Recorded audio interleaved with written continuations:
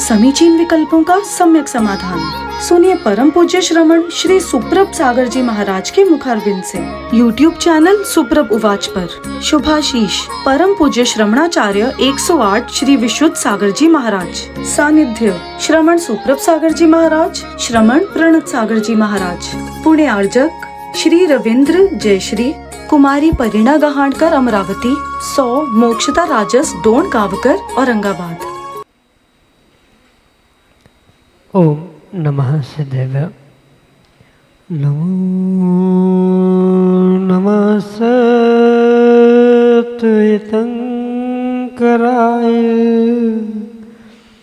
वीराय भव्याम्बुजभास्कराय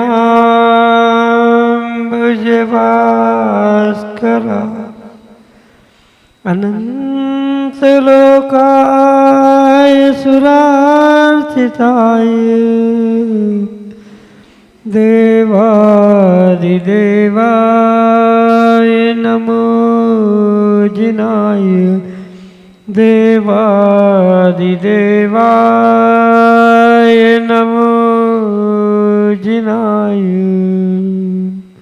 पंच परमेष्टि भगवान की परम पूज्य आचार्य भगवंत गुरुवर विशुद्ध सागर जी मुनि महाराज जी की, परम पूज्य मुनि श्री प्रसन्न सागर जी सुप्रभ सागर जी महाराज जी की समीचीन विकल्पों का सम्यक समाधान।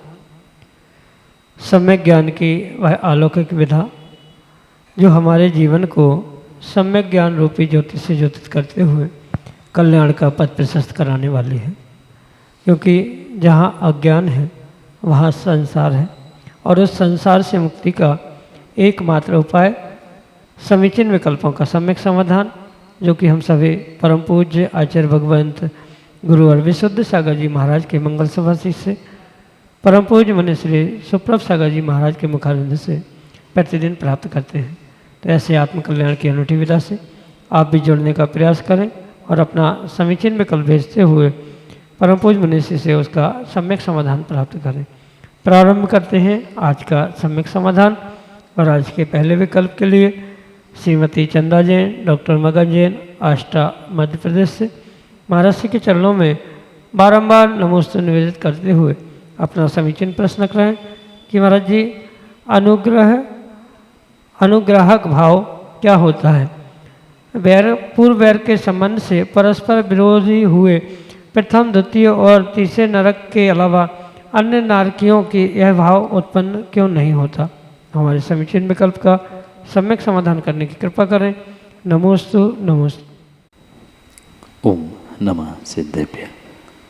परम पूज्य आचार्य भगवान गुरुवर विशुद्ध सागर जी महाराज की, परम पूज्य श्रमण मुनि प्रशम सागर जी महाराज की, परम पूज्य मुनि श्री सुप्रभ सागर जी महाराज जी की। अनुग्रह का अर्थ एक प्रकार से उपकार करने रूप स्वीकार किया। किसी को सहयोग करना, मदद करना, विषमता के दिनों में उसके लिए एन केन प्रकार से उपकारी बनना, यही अनुग्रह भाव कहा जाता है। और यह अनुग्रह भाव और उसको करने वाला, ये एक व्यक्ति और जिस पे अनुग्रह किया जा रहा है ये दूसरा व्यक्ति, इन दोनों का जो संबंध है वह अनुग्रह और अनुग्राहक भाव के रूप में स्वीकार किया जाता है। यूँ तो आगम में अनेक प्रकार के संबंध कहे हैं, इसमें से अनुग्रह करना और अनुग्रह करने वाला, अनुग्रह प्राप्त करने वाला, इनके बीच में जो संबंध होता है वह अनुग्रह और अनुग्राहक भाव के रूप में कहा जाता है। जहाँ परस्पर में एक दूसरे के हित करने के भाव होते हैं, या किसी एक व्यक्ति का दूसरे व्यक्ति के प्रति हित करने का, उपकार करने का जो ये भाव है वह अनुग्रहक अनुग्राहक के रूप में होता है। और नरकों में जितने नीचे नीचे नरकों में जाया जाता है उतना उतना दुख की स्थिति, दुख का अनुभाग आदि बढ़ते ही जाता है। साथ में ये भी व्यवस्था कही जाती है कि पहले 3 नरक तक ही वह देव पहुंचकर किसी के लिए स्थितिकरण आदि करने की संभावना हुआ करती है। इस अपेक्षा से ये अनुग्रह का भाव मतलब किसी को उपकार, किसी को सहयोग, मदद करने के भाव तीसरे नरक तक के नारकियों के लिए ही हो सकते हैं। उसके आगे वे उपकार करने की दृष्टि भी क्यों ना रखे, पर वे वहाँ पहुँच नहीं सकते, उसको उपकार उस पर अनुग्रह कर नहीं सकते। इसलिए ये ग्राहक भाव जो है वह तीसरे नरकों तक ही कहा है। उसके आगे किसी भी प्रकार से वह अनुग्रह नहीं किया जा सकता, ये सीमा है। और इसी उद्देश्य से ये पहले, दूसरे, तीसरे नरक तक की ही इसकी सीमा मर्यादा कही है। यही आपके लिए सम्यक समाधान। नागपुर महाराष्ट्र से निशा जैन महाराज के चरणों में बारंबार नमोस्तु करते हुए अपना प्रश्न रख रहे हैं कि महाराज जी, आजकल घरों में कुल देवी देवता की पूजा होती है जो कि पीढ़ी दर पीढ़ी से चली आ रही है। लोग उस पूजा को छोड़ नहीं पा रहे हैं, पर उस पूजा का उल्लेख अपने जैन शास्त्र में कहीं पर नहीं है और लोगों को उसमें डर है कि पूजा छोड़ देंगे तो कुछ बुरा होगा, क्योंकि पुराने लोगों के परंपरा से चली आ रही है। तो छोड़ना है तो और किसी ने छोड़ी हो तो उनका अनुभव भी हुआ है कि कोई बीमार हो गया या कोई बहुत मुसीबत में आ गया, तो यह सब छोड़ने की वजह से हुआ क्या, या फिर हम अपने कर्मों की वजह से हुआ? हमारे समीचीन विकल्प का सम्यक समाधान करने की कृपा करें। नमोस्तु नमोस्तु। ये बात बिल्कुल सच है कि संसारी जीव के साथ जो भी अच्छा बुरा होता है उसका पहला कारण उसका कर्मोदय हुआ करता है। पर कर्मोदय के लिए निमित्त क्या बन रहा है ये भी मायने रखता है। कई बार व्यक्ति की स्वयं की भूल भी उसके लिए कारणभूत होती है और कई बार नहीं, अधिकांश समय में व्यक्ति कुछ कार्य जाने अनजाने में कर बैठता है जिसका फल उसे तत्काल उसी पर्याय उसी दिन भी मिल जाए तो कोई बहुत बड़ी बात नहीं कही जाती। इसलिए जो कुछ ऐसी व्यवस्थाएं हैं, जैसे पुराने समय में बहुत सारी ऐसी व्यवस्थाएं थी, जैसे कुल देवी की पूजा हो या अन्य भी कुछ ऐसे द्रव्य सामग्री की पूजा घरों में पहले से बहुत वर्षों से की जाती है, जिसको सामान्य रूप से मिथ्याद भी कहा जाता है। वहाँ ये बहुत विवेकपूर्वक समझना, जो ये व्यवस्था घरों में पुराने समय से देखने के लिए मिलती है और पुराने समय से घरों में ही नहीं, कई सारे मंदिर और कई सारे स्थानों पर ये कार्य देखने के लिए मिलता है। तो सर्वथा वहाँ अभिप्राय समझे बिना उसे मिथ्यात कहना ये उचित नहीं है। कहने का तात्पर्य ये है कि अगर उन पूजाओं को या वहाँ किए जाने वाली क्रियाओं को, सम्मानों को हम भगवान के समकक्ष रखते हुए उन्हें देव, शास्त्र, गुरु, पंच परमेष्ठी, भगवान आदि की कोटि में रखते हुए पूजन की जा रही है, उतना सम्मान बिल्कुल वैसा ही दिया जा रहा है, तो बिल्कुल वहाँ मिथ्यात का ही दोष लगेगा। पर सामान्य रूप से घर में कुछ ऐसे कार्य होते हैं जिन्हें लौकिक भाषा में टोटके कहा जा सकता है, तो वे टोटके करना ये कोई मिथ्यात नहीं है। तो उन टोटकों को कैसे समझे, या कई बार ऐसा होता है कई वर्षों से टोटके चल रहे हैं, कोई त्यौहार आता है, कुछ कार्य आता है तो उन टोटकों को किया जाता है, तो वे टोटके करना पहली बात तो मिथ्यात नहीं कहा जाता अगर उसे अभिप्राय गलत करते हुए भगवान की कक्षा में या भगवान के समान मानकर उनकी पूजा, उनका सम्मान या कार्य किए जा रहे हैं, तो वो पुनः मिथ्यात में आएगा। पर वे टोटके है, लौकिक कार्य करने की सिद्धि के लिए किए जाते हैं, ऐसा मानते हुए अगर उसे किया जा रहा है, भगवान, गुरु, पंच परमेष्ठी आदि आदि से ये भिन्न है, ये एकमात्र लौकिक व्यवस्था है, इतना मानते हुए किया है तो वो मिथ्यात नहीं है। पर ये भी ध्यान रखना, अगर कुछ लंबे समय तक घर में चलने वाले इन टोटकों को कोई अचानक छोड़ देता है तो पक्का है उसका विपरीत फल भी घर परिवार के लोगों को अवश्य प्राप्त होता है। जो ये जो टोटके हैं उनका व्यवस्थित विधिपूर्वक विसर्जन होता है, और विसर्जन करते हुए उनको यथास्थान यथापूर्वक विसर्जित करके छोड़ दिया है तो उसका कोई दोष नहीं होता। पर अधिकांश स्थानों में देखने के लिए मिलता है, भावुकता में आकर, लोगों की बातों में आकर, अरे ये मिथ्यात है, ये ऐसा है, उठाया और फेंक दिया, उसके बहुत सारे दुष्परिणाम भी भोगने के लिए मिलते हैं। आगम में बहुत सारी ऐसी विद्याएं लिखी है जो ये विद्याएं टोटका आदि के रूप में प्रयोग में पूर्व से बहुत अच्छे तरीके से लाई जाती थी। आज उन विद्याओं का बोध ज्ञान व्यक्तियों को ना होने के कारण से उसको सर्वथा मिथ्यात कहते हैं। मिथ्यात अभिप्राय से होता है, मात्र क्रियाओं से नहीं होता। इसलिए ऐसे जो भी टोटके पूर्व समय में किए जाते थे, बहुत अच्छी बात है पूर्वजों से पूछा जाए कि इसका जनरेशन मतलब इसको बनाया क्यों था, क्या उद्देश्य था, किस अभिप्राय से किया जाता था, बताने वाला कोई नहीं बचा है। तो उस विषय में बहुत सारे आज ज्ञानी विद्वान हैं, उन विद्वत वर्गों से पूछा जाए कि भाई ये क्यों किया, कैसे किया, और इसका निष्ठापन कैसे होता है, इसका विसर्जन कैसे होता है। क्योंकि विद्या, प्रत्येक विद्या के रक्षक देवी देवता हुआ करते हैं, और उन रक्षक देवी देवता उन विद्या, उन टोटका आदि आदि को, क्रियाओं को बिना सोचे समझे अगर विपरीतता की है या उनका अवमान भी किया है तो पक्का है वह रिवर्स रूप से कुछ ना कुछ दुष्प्रभाव आपके जीवन में, घर परिवारों में और सदस्यों में बिल्कुल देखने में आता है। इसमें कोई बड़ी बात नहीं, विकल्प करने की आवश्यकता नहीं है।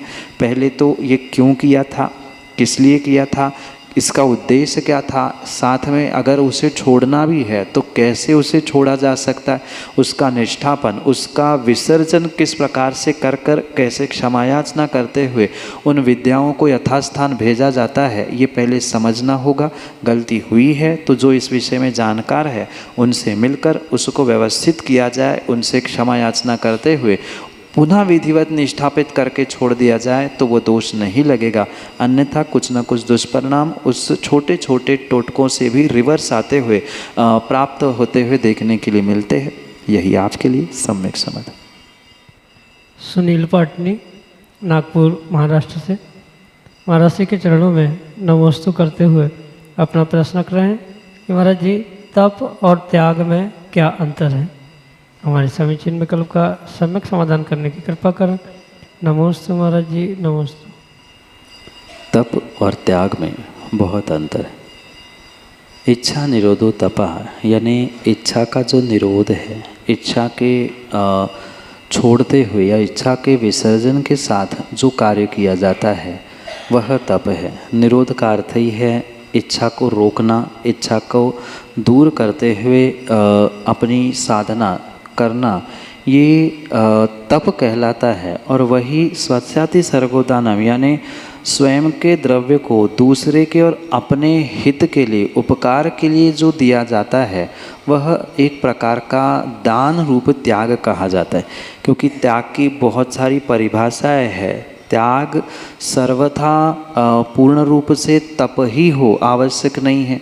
क्योंकि जहाँ इच्छाएं प्रकट होती है, भोजन करने की इच्छा हो रही है तो कुछ घंटे के लिए भोजन का त्याग करना, ये एक प्रकार का तप कहा है। तप के अंतर्गत त्याग तो स्वीकार किया जा सकता है, पर ये जो व्यवस्था दोनों की है भिन्न रूप से समझे। मतलब जो 12 प्रकार के तप है, 6 प्रकार के अंतरंग और 6 प्रकार के बहिरंग, उन तपों को उन विषयों में, मतलब बाहर के विषयों में जो हम इच्छाओं का निरोध कर रहे हैं, उपवास है, एकासन है, रस का त्याग है, काय क्लेश है, ये बाह्य तप का कहलाए जाते हैं। और वही स्वाध्याय, विनय, वैयावृत्ति, प्रायश्चित, इन सबको अंतरंग तप के श्रेणी में रखा है।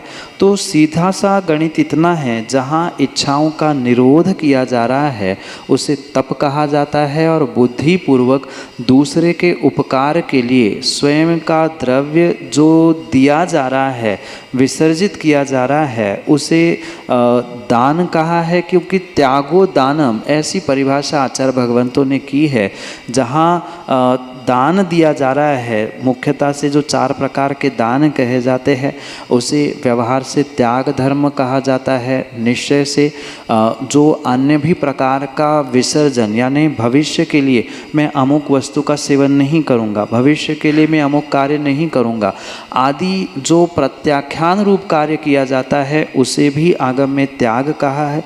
दोनों प्रकार का त्याग आगम में स्वीकार है, पर तपस्या मात्र इच्छा के निरोध के रूप में ही हो सकती है। बहिरंग इच्छा हो या अंतरंग इच्छा हो, वह दोनों का विसर्जन करना या उन इच्छाओं का निरोध करना ये तप कहा जाता है। यही आपके लिए सम्यक समाधान। नागपुर महाराष्ट्र से हरीश जैन अगले समीचन में कल्प करेंगे। है पाप घटते घटते घटता है, पुण्य बढ़ते बढ़ते घटता है। व्यक्ति अक्सर पाप के उदय में अपने आप को ना संभालने के कारण, न संभलने के कारण कहीं न कहीं पुनः पाप का ही आश्रय करता है। जैसे दुख का उदय आने पर, आसाता वेदनी के उदय पर पुनः मुझे दुख क्यों मिला, अब मैं दुख से कैसे दूर हूँ आदि प्राप्त होने वाले आर्द्र रौद्र ध्यानों के माध्यम से वह पुनः दुख ही दुख प्राप्त करता है, आसाता को ही प्राप्त करता है। बिल्कुल ऐसे ही पाप के भी दिनों में बहुत विरले ही जीव होते हैं जो संभल पाते हैं। अपने भाव, अपने परिणाम, अपनी क्रियाओं को ना संभलने के कारण से पाप बढ़ता है, या पाप से पाप में पुनः पाप की परिणति अधिकांश रूप से होने के कारण से पाप बढ़ता है, ऐसा कहा जाता है। और जो समझदार व्यक्ति उस पुण्य के उदय में भी पुण्य को संभालने का प्रयास करते हैं, क्वचित कदाचित उनका पुण्यानुबंधी पुण्य बढ़ते हुए भी देखने के लिए मिलता है। पर सर्वाधिक पुण्य के उदय में व्यक्ति पुनः पाप करते हुए देखता है, क्योंकि पाप करने का अभ्यास व्यक्ति को इतना हुआ होता है कि पाप का उदय आ जाए चाहे पुण्य का उदय आ जाए, दोनों समय में वह पुण्य की जगह पाप ही करता है। और जहाँ पाप के उदय में पाप करता है, पुनः वह पापानुबंधी पाप रूप पाप को बढ़ाने का ही काम करता है। और पुण्य के उदय में जब पाप करता है, वह पाप घटाने का ही काम करता है। पुण्य के उदय में पाप वह पापानुबंधी पुण्य है ने आने वाले समय के लिए पाप बांधने वाला ये पुण्य होने से वह पुण्य भी अधिकांश समय में वह पाप भी पुण्य को घटाने के लिए जैसे है वैसे पुण्य का उदय भी उदय में आ गया। जो पुण्य का द्रव्य रखा था उदय में आने से वो भी नष्ट हो गया। और पुण्य ही उदय में भोगने से ही नहीं, अपितु पुण्य में भी अधिकांश व्यक्ति पाप ही करता है। जैसे कहा जाता है कि उत्तम सहनन विशेष पुण्यात्मा को ही मिलता है, पर उसने अगर दुरुपयोग किया है तो उत्तम सहनन वाला 7वें नरक भी जाता है। और पुण्य का पुण्य में उसने पुनः जोड़ किया तो वह पुण्यानुबंधी पुण्य से मोक्ष भी जाने की संभावना होती है। ऐसा ही गणित इस पंक्तियों में लगाते हुए समझने की आवश्यकता है। यही आपके लिए सम्यक समझ। सुमित्रा ठोलिया नागपुर महाराष्ट्र से अगले समीचन में। नमोस्तु महाराज जी, नमोस्तु नमोस्तु। महाराज जी, मेरी ये शंका है कि जो उपवास अपन कर रहे हैं और अशुद्धि में कर रहे हैं, तो फिर वो जो भी उपवास गिनती में करे जाते तो वो उसकी गिनती होती है या नहीं? माँ, व्रत के जो उपवास हैं उन उपवासों में सही मायने में जो विधि आगम में आचार्य भगवंतों ने लिखी है उसे समझने की आवश्यकता है। क्योंकि बहुत सारे लोग मात्र भूखे रहने को ही उपवास या व्रत मानते, पर सही मायने में मात्र भूखे रहना ही व्रत या उपवास नहीं है। जो व्रत की विधि है, पूजन की, जाप की आदि आदि, वैसी विधि अगर नहीं हुई है तो वह सही मायने में व्रत माना नहीं जा सकता। ठीक है, अभ्यास के रूप में आपका उपवास तो गिना जाएगा, उपवास तो कहा जा सकता है, पर वो उन उपवासों की गिनती व्रतों में नहीं आती। और स्वाभाविक सी बात है, अशुद्धि के दिनों में पूजन पाठ होना संभव हो ही नहीं सकता, इसलिए उनकी गिनती व्रतों के उपवासों के गिनती में नहीं आएगी। उपवास करे बहुत अच्छी बात है, उसका पुण्य भी मिलेगा, कोई उपवास करने का पाप नहीं लगता है। पर ये पक्का है क्योंकि उस दिन पूजन नहीं हो सकती और द्रव्य पूजा के अभाव में किसी भी प्रकार से वह उपवास व्रतों की श्रृंखला में नहीं आ सकता, इसलिए वह गिनती ना करते हुए एक अधिक उपवास या एक और जितने उपवास ऐसे छूट रहे हैं या गिनती में नहीं आ रहे हैं उनको बढ़ाकर करने की आवश्यकता है, क्योंकि ये व्यवस्था उस पर्याय विशेषता के कारण से हुई है। वहाँ किसी प्रकार से ये उद्देश्य नहीं था कि हम व्रत ना करें या हम उपवास नहीं करना चाहते, प्रमाद ना होने के कारण से उतना उपवास पुनः आगे बढ़ाकर करने से उसकी गिनती तो होगी, पर पूजा के अभाव में किया गया वह उपवास व्रत की गिनती में नहीं आएगा। पर आप उपवास करें, कोई दोष नहीं है। यही आपके लिए सम्यक समझ। रश्मि पाटनी, नागपुर, महाराष्ट्र से अगले समीचीन विकल्प। त्रय मुनिराजों के चरणों में नमोस्तु नमोस्तु नमोस्तु, क्षुल्लक जी के चरणों में इच्छा में। गुरुवर, मेरा प्रश्न ये है कि नवधा भक्ति का महत्व सारांश में बताइए, एक एक चीज़ का उसका। पड़गाहन, उच्चासन, पाद प्रक्षालन, पूजन, नमस्कार, आहार जल शुद्ध, मन शुद्धि, वचन शुद्धि, काय शुद्धि, ये नवधा भक्ति कही जाती है, जिसके माध्यम से पात्र दान किया जाता है। क्योंकि पात्र एक विशेष अतिथि के रूप में स्वीकार किया जाता है, इसलिए नवधा भक्ति पूर्वक ही उनको आहार दान देने की व्यवस्था कही। मुनिराजों के लिए भी पूर्ण रूप से यही आदेश है, जहाँ नवधा भक्ति पूर्ण नहीं मिलती वहाँ मुनिराज आहार ग्रहण नहीं करते, या नवधा भक्ति में से कोई एक भक्ति भी छूट जाती है तो भी वे आहार नहीं करते। पड़गान का अर्थ यही होता है, जैसे आप किसी अतिथि को बुलाते हैं, आमंत्रित करते हैं, ऐसी ही ये प्रतिग्रहण की विधि है जिसे पड़गान कहा जाता है। अंतर इतना है कि आप किसी अतिथि को कार्ड देकर टीका लगाकर बुलाते हैं, यहाँ नमोस्तु नमोस्तु कहते हुए, अत्र अत्र कहते हुए उनका प्रतिग्रहण यानी उनको ग्रहण करने की ये विधि कही जाती है। क्योंकि जब सामान्य अतिथि बिना बुलाए नहीं आते हैं तो मुनिराज कैसे बुला के आते हैं, पर बुलाने का मतलब ये भी नहीं है कि 2 दिन पहले से ही कार्ड देखने पहुंच जाओ कि 2 दिन बाद हमारे यहाँ चौका लगना है, महाराज जी देख लेना।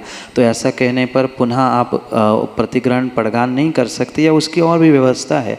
पर यही विधि है कि आप कलश लेकर कुछ मंगलिक द्रव्य लेकर खड़े हैं तो वही आप पड़गान कर रहे हैं, ये विदित हो जाता है।